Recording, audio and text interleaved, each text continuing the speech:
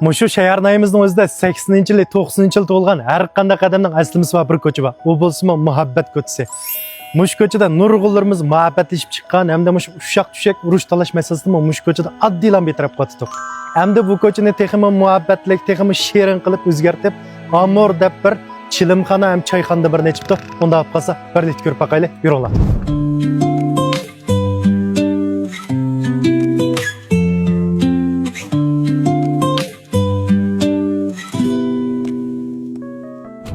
Do'stlar, ko'ngilinglarda shunda chiroyli, shunda havolik yerga bilan qilib ichibdi.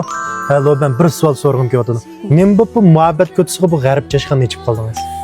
Endi 89-yilning bolalarining ham o'zimning bu yo'lda muhabbatlik aslimlar bo'lg'achqa shunga qaytib bir eslataydi. Butun 80-yil, 90-yil to'lgan bolalar mushak bir kelib bir aslimlarni asilsin deb sizga nihoyat yaxshi yo'qdi.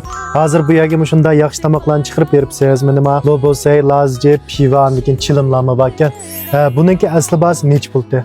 235 ko'y chiqdi. 235 ko'y. Buni mush azallam qilib 80-yil, 90-yil to'lgan bolalarning hammasini bir ekanmaymizmi?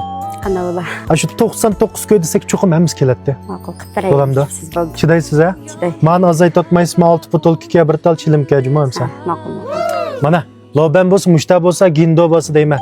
Unda olib qolsa 80-yil, 90-yil to'lgan bolalar men muhabbat ko'tsa yadonlik keldi-ku deyman. Darhol kelib o'ltirib ketishni unutmanglarmi? Chilimlar mana o'chgan, havolikka ang buymi. Yon tarafda eriqli baka suv o'tib turdi-ku, shunda havolik holatda 99 ko'g'mish butun bir jo'zni yeb, huzurlanib ichib ketsanglar bo'g'dak. Men pivishmaydigan do'stlarimizga ichimlik almashtirib bo'ldi-ku. Ha, bo'ldi. Mana mushtan o'chgan deyman. Xodikdaklam qiz bola ekan. Shunga yurakdan birini besib, yulduz belgisini besib olinglar, mush muhabbat ko'tsida muhabbat kasimlar qolg'usi. Unda olib qolsa faoliyat vaqtini 3 kun qilib qachon. Bo'ldi ha? Mana shanba, yakshanba, dushanba, shanba nada o'tkazma deb g'am qilmay, mushak udullam kelsanglar, shunda she'rin aslimdan asliga o'ltirib ketsanglar bo'ldi. Mush 3 kun jarayonida ravus faoliyatdan bekinib ketinglar. Unda olib qolsa 7-ayning 10, 11, 12 3 kun jarayonida cho'qim mushak kelishni unutib qolmanglarmi? Anandagi yomg'irni o'tish vaka. Mayak kelsang inta romantik bir ish vaka. Mush qulpining o'ziga qiz o'g'il ishga taraf bismillohni chin yozib, mayak qarsanglar muhabbat darvozasiga mal. Muhabbat darvozasiga shu chiroyli qulpanlarni taqib etganmiz hamda.